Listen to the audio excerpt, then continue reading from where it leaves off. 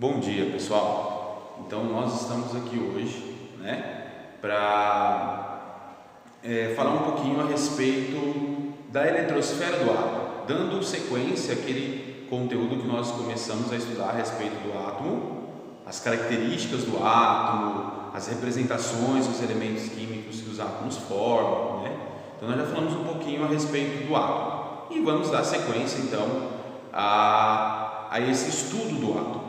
Hoje vamos falar a respeito da eletrosfera do átomo. Então nós vimos que o átomo ele é formado por duas regiões bem distintas: núcleo, onde se concentra toda a massa e as cargas elétricas positivas, e a eletrosfera, que fica ao redor do núcleo, uma região muito bem maior, porém um grande espaço vazio, formado pelos elétrons que possuem carga elétrica negativa. Então, nós vamos falar um pouquinho a respeito da eletrosfera do átomo hoje. Nós vimos lá no modelo de Bohr que ele estudou, ele conseguiu organizar uma forma para explicar essa dinâmica da eletrosfera, a dinâmica dos elétrons na eletrosfera. Então, seguindo esse modelo de Bohr, a gente vai perceber que a eletrosfera do átomo, na verdade, ela é dividida, ela é formada por regiões menores onde se localizam os elétrons. Eles não ficam de forma aleatória, soltos na eletrosfera. Então a eletrosfera do átomo ela é dividida em camadas ou níveis de energia, subníveis de energia e orbitais de energia. São nesses orbitais de energia que se localizam os elétrons.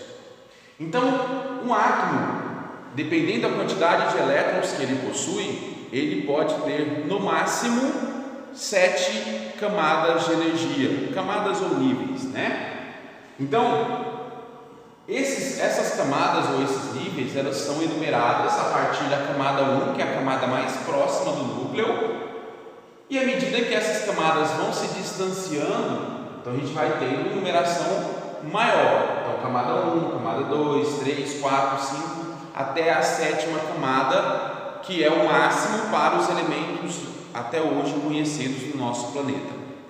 Então, dependendo da quantidade de elétrons que um átomo possui, então ele vai ter um determinado número de camadas, porque cada camada ela consegue suportar no máximo uma quantidade de elétrons. Por quê? Porque cada camada ela vai ser formada por uma região menor, chamada de subníveis de energia. E cada subnível de energia ela vai suportar no máximo uma quantidade de elétrons. Então, a gente tem a camada 1, que é a camada mais próxima do núcleo, consequentemente ela possui um raio atômico menor. Depois a gente vai estudar o que é raio atômico, e a gente vai ver então que o raio atômico ele influencia diretamente nessa capacidade de abrigar elétrons na eletrosfera do átomo. Então, cada camada, o nível de energia, ela vai ser formada por uma região menor, chamada de subnível de energia. Então, dependendo do tamanho da camada, então ela vai possuir uma quantidade de subníveis.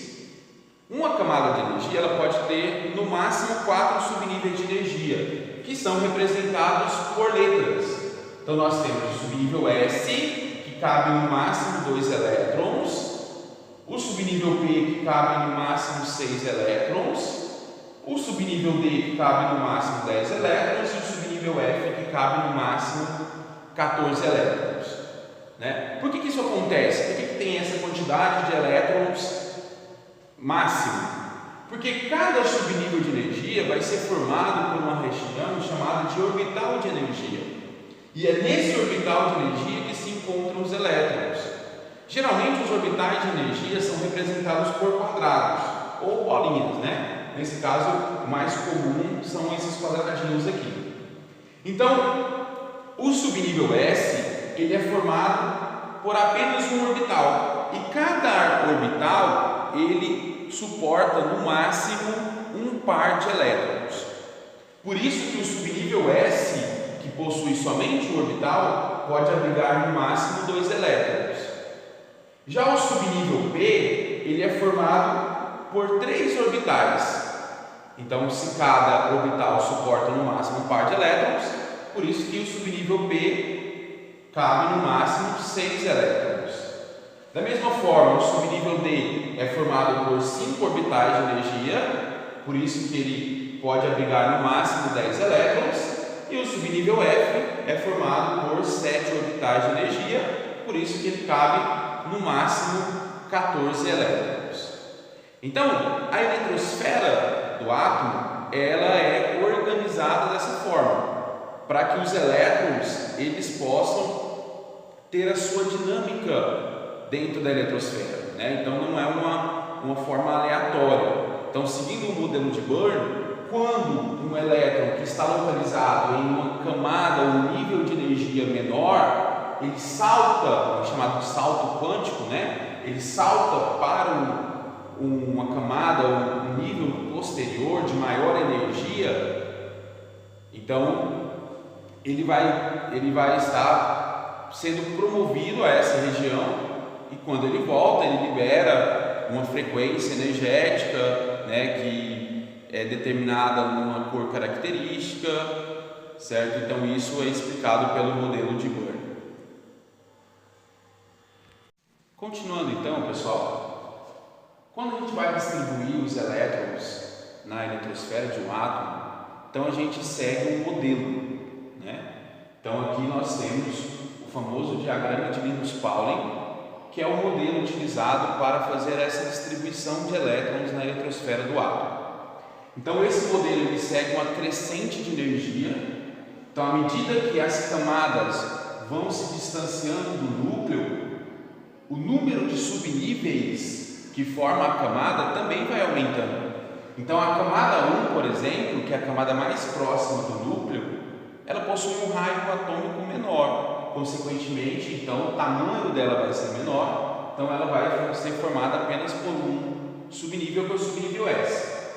Já a camada 2, que já está mais distante um pouco do núcleo, então ela já vai ser formada pelo subnível S e pelo subnível P. Então, à medida que as camadas de energia vão se distanciando do núcleo, o seu raio vai aumentando e a sua capacidade de abrigar elétrons vai aumentando também. Então, maior quantidade de subníveis de energia, chegando à camada 4 e 5, que tem então os 4 subníveis de energia: subnível S, subnível P, subnível D e o subnível F. A partir da camada 5, o número de subníveis começa a diminuir, certo? Até a última camada, que é a camada 7, lembrando que nem todo elemento químico vai ser formado por 7 camadas.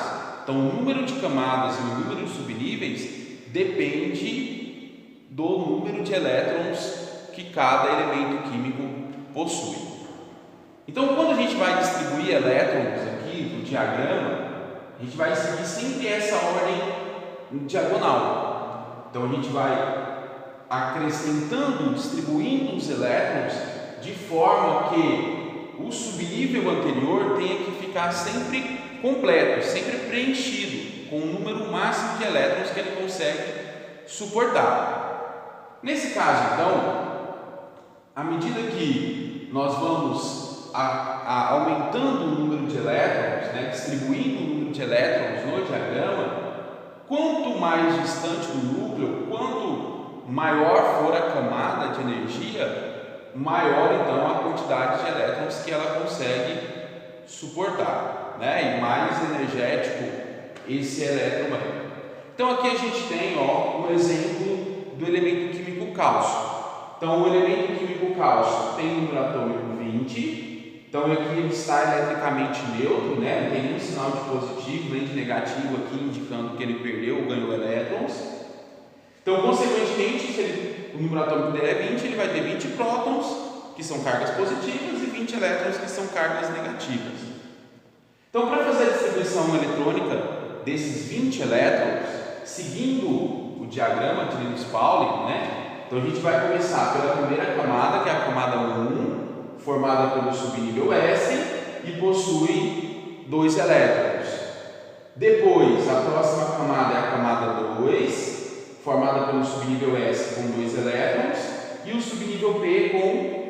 6 elétrons. Depois a camada 3, formada pelo subnível S com 2 elétrons, e o subnível P com 6 elétrons. Ah, professor, mas a camada 3 ela também tem um subnível D. Porém, como a gente tem que seguir esse sentido diagonal, então após o subnível P da camada 3, a gente vai seguir para o subnível S da camada 4, né? Então aqui, ó, coloquei os 6 elétrons, distribuí os 6 elétrons do subnível P da camada 3 e vou seguir para a camada 4, o subnível S, que cabe no máximo 2 elétrons. Então isso contempla os 20 elétrons que o cálcio possui. 2, 4, 10, 12, 18, 20. Então a gente fecha a distribuição dos elétrons para o elemento químico cálcio. E isso a gente vai seguir para todos os elementos químicos, né? Da mesma forma, a gente vai fazer isso para os outros elementos também, seguindo sempre esse sentido diagonal, que é o sentido crescente de energia para os níveis e subníveis de energia. Até mais, até a próxima.